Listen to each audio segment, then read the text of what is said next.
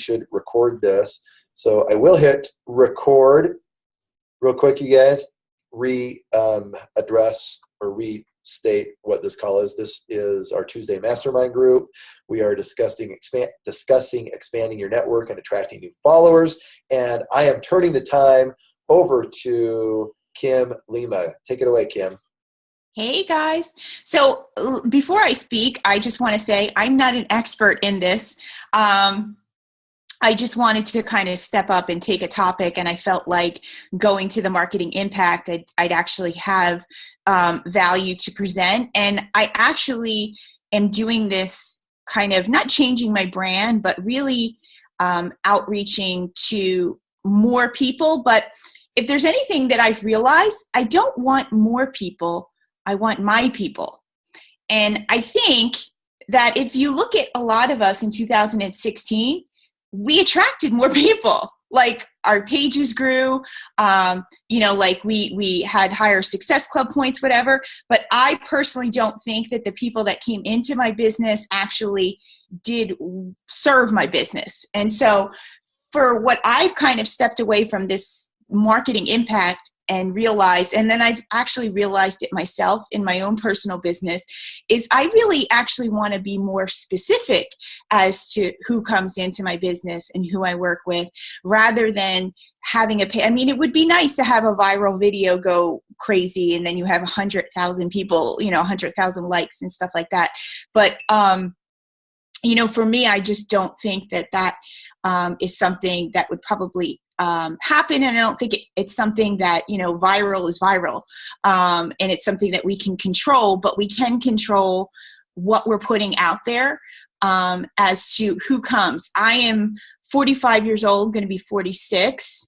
And so I'm not competing with the same people Bonnie Engel is, you know what I mean? Like, I don't know what to do with a 25-year-old. I probably should, because that's, if you want to make money, they've told you that that's who you need to work with is millennials and all this other stuff. But I don't understand millennials, and I don't think they understand me. And I think that there's a greater service that I have to help women who are in my age bracket. And so I've kind of specifically started targeting those women, and the presentation I'm going to give you is actually going to talk about some of the things that I did.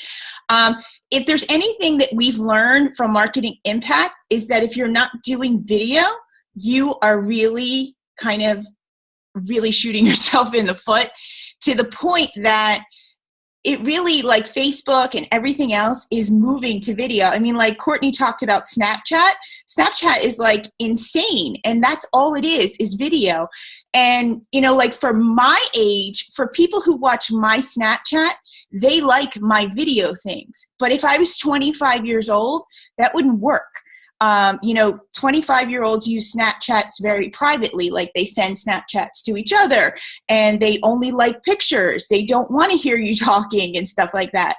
And so I wanted to kind of base my presentation on the video portion of using video, especially live video, to actually go out and get your people. So I'm going to share my screen here. Let's see. Okay. So one of the things that they talked about is, if you're frustrated with the types of customers that are coming into your business, or the lack of customers, there's really only one person that can change it, and it's you. And I know for me and my coaches and I hear that from my coaches a lot of time. My people don't come to me, and I can't get these people. And you really need to look at your social media and what you're doing, because it's all going to come back to you, as much as we don't want to hear that.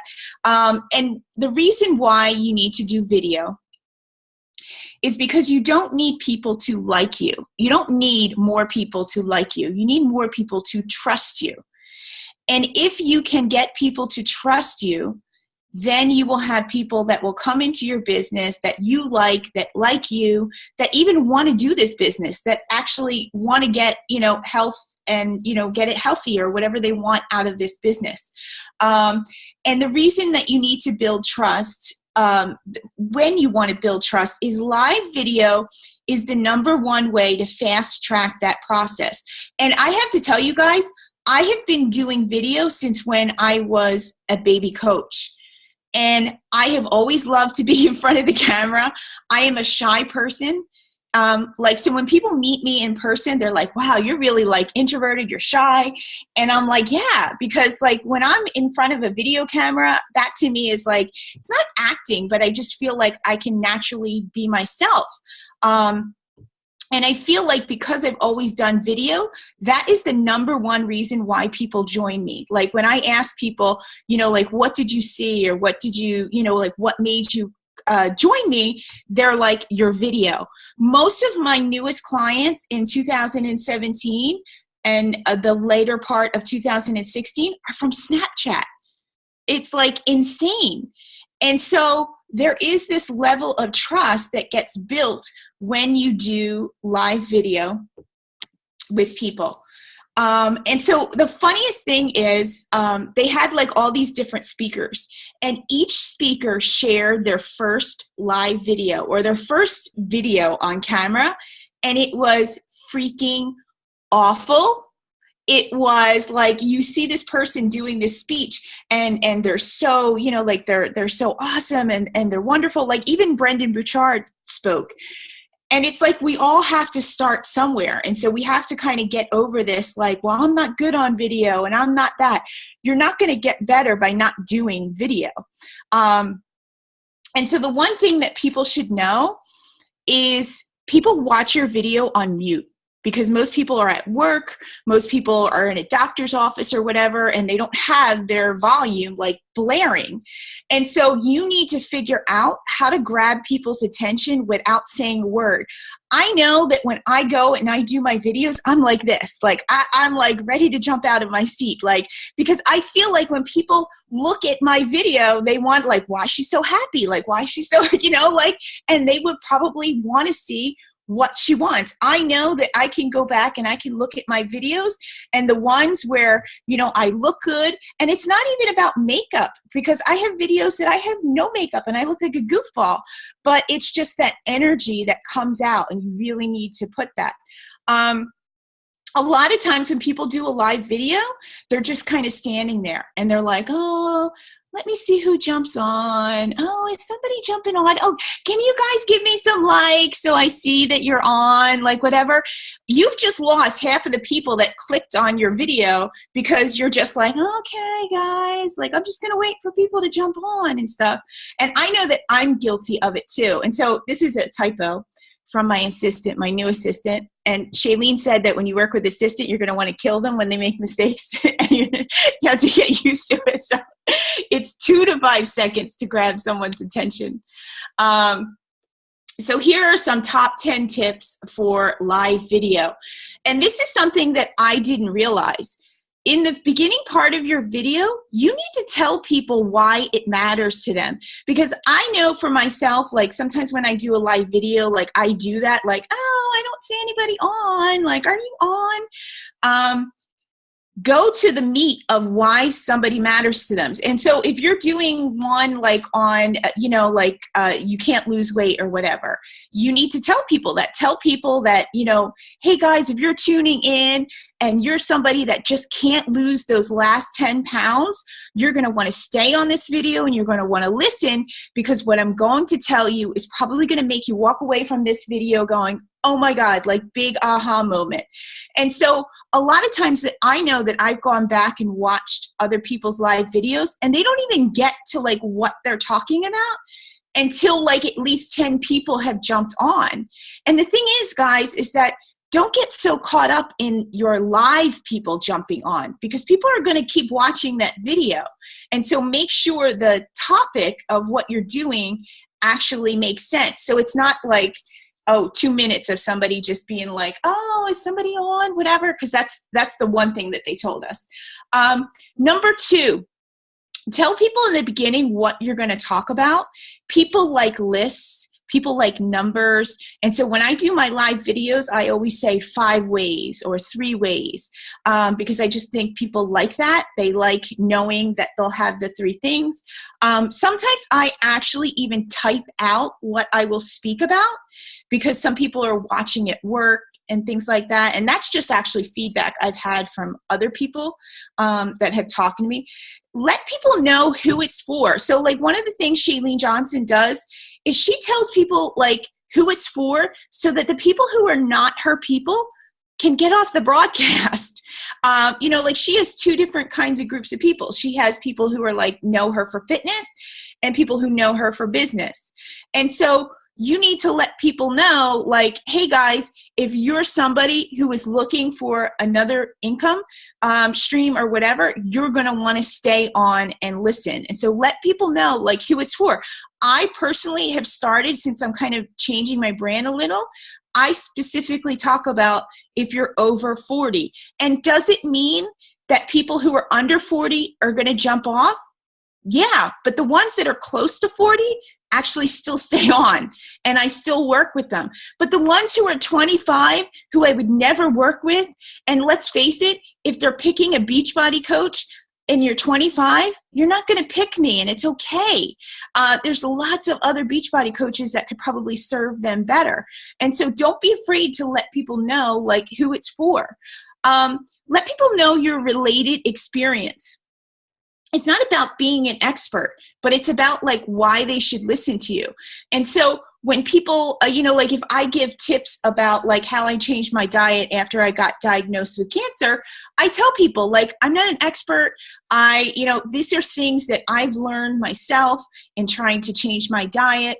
It might be that, hey, I just had a baby and I've been able to successfully take off 20 pounds, without dipping into my, milk supply or whatever, or something like that. Give people the right to know that they should listen to you, that you have some sort of experience. Another thing is to call the comment. Your live videos actually are liked more by Facebook by the more people comment on them. And so for a lot of people, that they have one-on-one interactions. And so I've done this myself. Like you'll see your friends jump on, you'll be like, hey, Mary, thanks for checking in.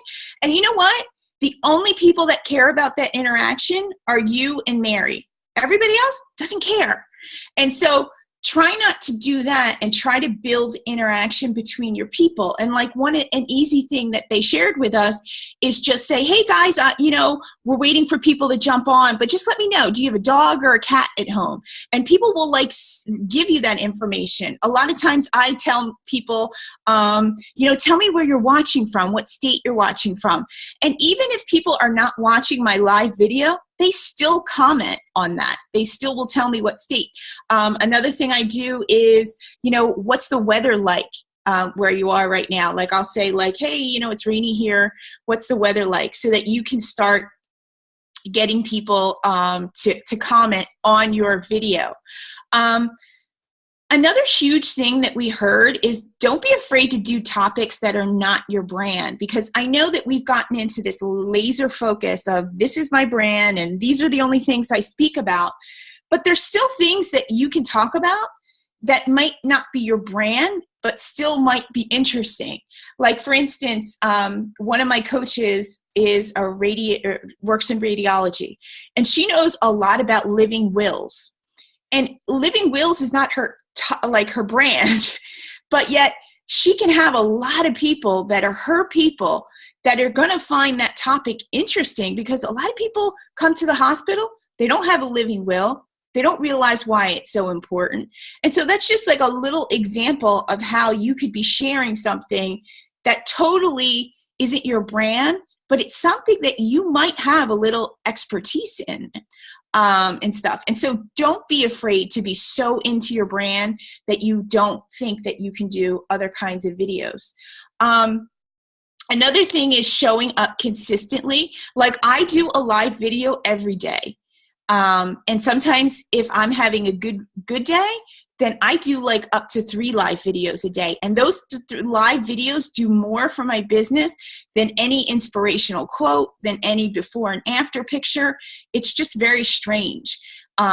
But you need to show up consistently so that people can start to be like, oh, Kim's going to go live at lunchtime. Kim usually goes live at lunchtime. And so they can start kind of tuning in for you. You can start letting people know like the topics, like, hey guys, you know, we're going to talk about this theme of stress this week. And so every day, you know, at 8:00, I'm going to start talking about, you know, different ways to relieve stress or whatever. And, you know, hey, can you let me know what are some specific things about stress that you would like to know more about, so I make sure that I cover them for them. And so don't be afraid to let people know like ahead of time what you're going to be talking about. Pick 2 platforms and go with it, because YouTube Live actually is now. And so the 2 platforms that I use for live are Facebook and I use Snapchat. I'm not like a huge person with Instagram. I do have an Instagram following, but I've never jumped on the Instagram live. I don't know why, but I probably should. But I show up consistently with Snapchat and I show up consistently with Facebook Live.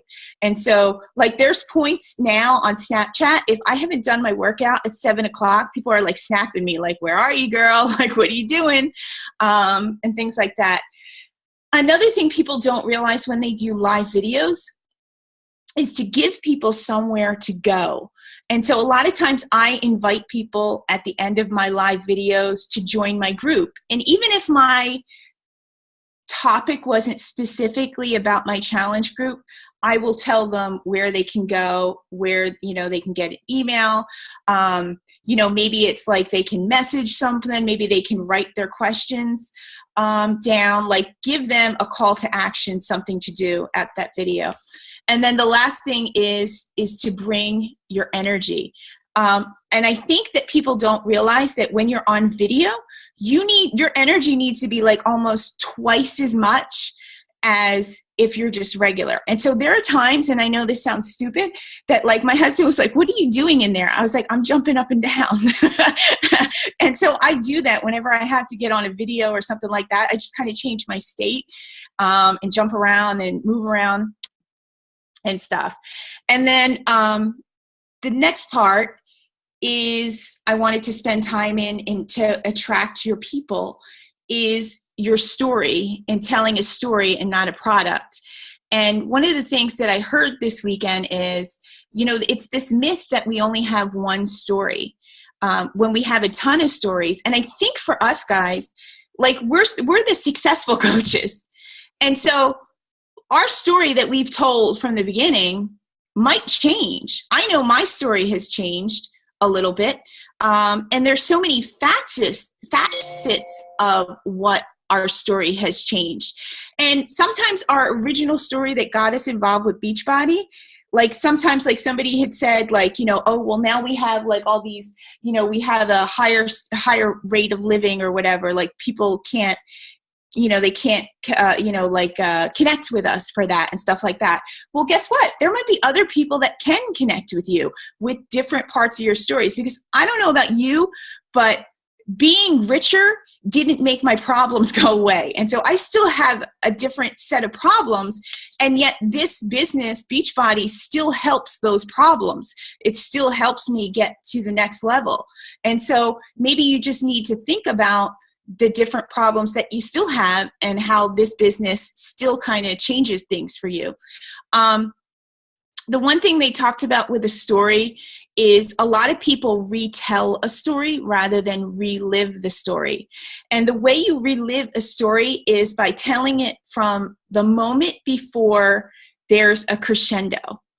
And so, like, for instance, if I was going to tell a story about how bad my marriage had gotten, I might start with the fact that, you know, it started with an argument, and it started with like my husband saying he didn't want to go on to a date night because what was it worth? Why are we pretending to go out on a date? And at that moment I was like, we're in major trouble.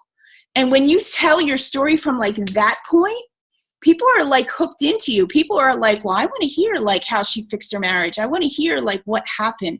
Because when you take them in to right before things got bad, they're kind of like, all right, my ears are open. I'm ready to hear you. Mistakes. So one of the things that we talked about was the fact that like this whole thing is about attracting more people into our business. But we don't necessarily want more people into our business. We want lifers. We want people who we want to work with. We want people who are going to do what they say they're going to do. And so Shailene kind of gave us like a funnel. And she said that she purposely does her videos and her social media so that people actually leave. And so by the time that she has a good fit for her people, most of the people have left. So for instance, she's like, you know what? I rap on Snapchat. And she's like, and there are people that will not buy from me because I rap, because I curse or whatever. And she's like, I don't want them in my business. She's like, so it's okay that they leave. She's like, so don't be afraid as your social media kind of works that you have some people leaving. Like I know when I told people I had cancer, I lost a lot of people on my page. It was like insane. And I got a complex about it. And I remember I was telling my girlfriend, it was like I had lost 50 likes in a day. And my girlfriend's like, those people aren't ready for that journey, Kim. She's like, and they're not ready to go to the next part. And so I think that when we're rebranding, when we're trying to get to a different place, we worry about the people leaving when we should worry about the people who are staying and the new people that are coming to you because you have a different kind of message going on. One of the things she talked about in terms of like live video and social media is stop using low-hanging fruit ideas. And so if all you're doing is out there doing a fitness video and all you're doing is kind of putting out there like how to lose weight, people are going to come to that. Like if you post a video of, how to cut fat or whatever, people are going to come to there. But the thing is that you're going to have a big pot of people and you didn't really attract who you wanted to attract. And so she said, sometimes Beachbody coaches are like, I can't get my lifers and I can't get this. And she's like, and all they are about health and fitness videos and losing fat. She's like, what a concept that we can't find business builders and stuff out of that mix. And she said that a lot of things are that we post because somebody told us to post it. And so for instance, I personally do not follow any top coaches unless they are a friend of mine because I can't live in that comparison mode. And so if I see, like, for instance, Anita Miron posting something, who I think she's an amazing poster, it interferes with my creativity. It interferes with my message. It interferes with I just automatically start to think, well, wow, that's better because she got more people to do that. And so I try to stay away from kind of looking at other people. Like if I want to look at Amy Silverman's page, I will go to her page. Like I won't follow her. I won't follow her on Snapchat. I won't, so every day, like my brain is being infiltrated by somebody else's ideas. And then the next thing is, this is just an example of how you could be posting wrong. So a lot of people, like when you post about money, like let's say you post about like, hey, I made over $200,000, whatever. There are people that have things about money that either you're attracting them and that's all they care about is money, or they have a bad idea about money, meaning that, when my dad made a lot of money, he divorced my mom and he took off. Like everybody has screwed up ideas about money. But if you make this job about significance, like I think if you ask people if they ever had a bad story that had to do with feeling significant, nobody has a bad story about it. And so you might be able to bring your business builders in that way. One of the things that they told us to think about is who do you want to attract? And it's funny too, because my life coach did this conversation with me. about like what I wanted in my life. And I think so many of us are always like, well, this is what I don't want. Like, I don't want these people. Like, really think about who you want to attract. And I think everybody in here kind of knows that. They kind of, they know market attraction and things like that. But really don't be afraid to be very specific. For instance, I like to work with women over 40. I'm not really looking for the woman who's over 40 who doesn't leave her kids with a babysitter, who's never taken a vacation before with her husband, who doesn't want to rock a bikini. Like, those women I don't want to work with. That's not me. That's not who I am. And so I'm really specific about the types of over 40 women that I want to work with. Write down like who you're tired of attracting, like who keeps coming into your business and you're like, holy crap, man, like why do I keep attracting this person? For me last year, I got a lot of people that love self-development but didn't like pulling the trigger. And so I was tired of like, why do I get all these like people that are like, oh, like self-love, all this other stuff, but they don't pull the trigger. And I realized that that's kind of like what my message was last year that I was doing it. Figure out like what your ideal person finds interesting, even if it's not your brand. Figure out different things that they find interesting. And then again, we kind of got this whole message that it's not about being popular, it's about being specific. The next thing she said about attracting your people is that sometimes we think that we know better, and we do know better. But the thing about marketing is to bringing people into your business is you have to market to what they think they need. And so therefore, I think we kind of all know that if you're going to go on a health and fitness journey, you need to get your mind right. But if you talk to people, most people will not tell you that that's what they think they need. They think they need to eat more protein. They think they need, like a better workout. And so market it that way. Market it, do a video on that. And then you could tell what it is. Like, it was funny. Ashley Molstead the other day, she did this whole video of like, I'm going to tell you how much I weigh. And then when everybody got on, she's like, I'm not telling you how much I weigh because it doesn't matter how much I weigh. And so, you can market people to come in and then kind of like tell them what they need to know. But, like I'm sure if she titled her video, I'm not going to tell you how much I weigh because women shouldn't use the scale. Nobody's tuning in for that. But everybody tuned into, I want to know how much she weighs. And stuff. And then the last part I wanted to talk about was YouTube, because I put my videos on YouTube, but I use YouTube more as a resource for my coaches, not for building my business. And so we had this whole presentation and I realized how much I was doing my business a disservice by not doing this.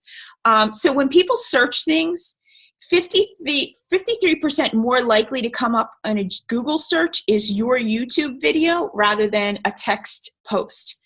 YouTube predicts the exact phrases your people are working for. Like, I don't know about you, but I have like fixed my kitchen sink because I've used YouTube, because I've like typed in the exact words, like, how do I get this out of my sink? Like, so, and so YouTube predicts that.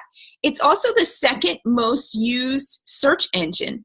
And so when people are using Google, people are using YouTube. They're going to YouTube to find things out. One of the things that I don't do, and I'm actually going to hire my assistant to do this, is to add keywords and tags to my video. And one of the mistakes that people make with tagging their videos is they use too general of a word. So like they might hashtag fitness. When somebody puts in fitness into YouTube, your video is not going to come up. And so you need to be a little more in depth as to what your video is and things like that to do that. So one of the things that I didn't know that you can do this, if you go to YouTube and go to the search bar, I'm actually taking my phone out right now. So if you go here, YouTube, and you put _ meal prep and then hit search, it's going to give you all the different things about meal prep. So all the different words that somebody used before meal prep. And then if you do meal prep underscore after, all the different phrases that people used meal prep after. Now, sometimes you have to do this on a computer rather than your phone, rather than the mobile edition. Like for instance, when people put in meal prep and that underscore, or the underscore before the meal prep, the 21-day fix meal prep is the most used term on YouTube in videos. And then you can also search the alphabet for ideas. So you can put A underscore meal prep. And so all the words that somebody used for A, all the words that somebody used for B. And so they made us do this activity where we had to think about what kind of things would our target people search in YouTube. And then are we naming our videos that? I've worked with a web company, and, they told me that they're like, your videos are great, Kim, but you don't name them right. They're like, they'll never come up in a search the way you title your videos. And then he talked about the top 5 YouTube mistakes. And then they talked about, which I talked about before, which is the weak intro, the, hey, I'm Kim, I'm trying to see who's going to get on. Those kind of things are not good. Low energy, distracting background. I always personally try to make sure my background is actually kind of clean and set up, but sometimes it could be like really pretty. Like Nikki Goss has a beautiful, she has that beautiful wall behind her that was set up. That makes me want to watch her video more because I like an aesthetic background. And so, pay attention to your background, pay attention to lighting and things like that. The next thing is lack of planning. I know I've been guilty of going live or doing a video and not thinking about what I'm talking about. Hopefully that's not this presentation. But a lot of times what I do is I just use a Post-it note, and I just make sure that I pinpoint the 3 to 5 things that I need people to connect with when I do my videos. And then the last thing is that sometimes people do a video based on being self-focused rather than being audience-focused. And so you want to kind of get the audience involved. You want the audience to kind of share things. So rather than just giving them information, you kind of actually want them to think about things. You actually want them to be like, hey, I should do this, things like that. So in order to do a good video, they told us that there were 5 parts to it. And so the number one thing is you should let people know why they're there to watch that video right from the beginning. Because people like to know what's coming. People want to know, should I continue to watch this? Why am I going to watch this? Introduce yourself. Give people a abridged version of what you're going to be talking about. And then give people a question. And so at the end, you might say, hey guys, I've been talking about things that you can eat that'll help you, lose fat. Can you let me know if any of these, these are things that you eat daily?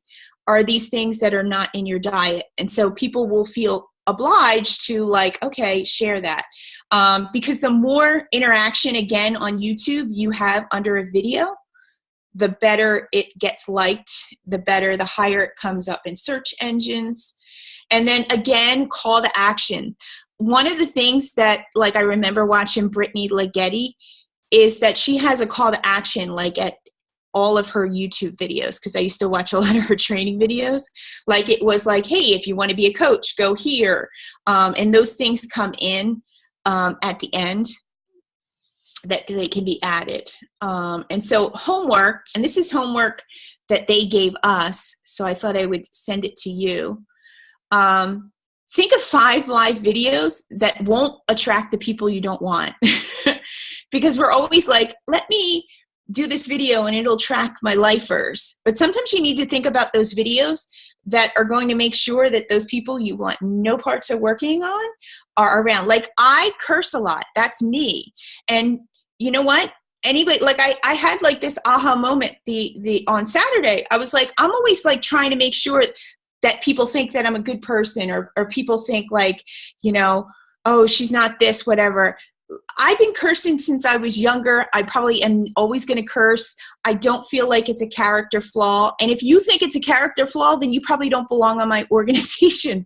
And that was like a big aha moment for me. I feel like in 2016, I spent a lot of time trying to make people like me, and especially trying to make people at corporate like me.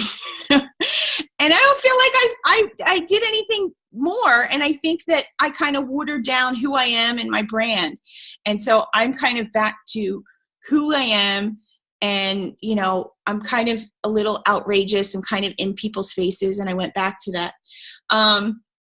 Use that search engine in YouTube to type up questions you think that your people are using, and see which videos come up. See who's, you know, is there a coach that already has that niche or whatever? Or maybe there's nothing. I gotta tell you, I looked at a lot of over 40 stuff, and there's not a lot of stuff there. And so that's like a huge, huge opportunity right there. And then last but not least, when you think about your ideal person, find out where their struggle is, but then go back, and then go back again, and then go back again, because you might not be attracting your lifer because you're kind of like up here, and you're like, hey buddy, meet me up here. And your lifer is like, I'm not there yet, girlfriend. Like, that's over my head. And so sometimes Shailene says that you need people to meet. Like, for instance, I got involved with Shailene Johnson, not for business. I got involved with her because she provided a course called Courageous Confidence. And I wasn't ready to join Marketing Impact with her 2 years ago. I wasn't ready to do any kind of business stuff. Hell, I didn't even like her workout videos. But she had this course, and she talked about the fact that people are shy and people are introverted and they feel like something is wrong with them.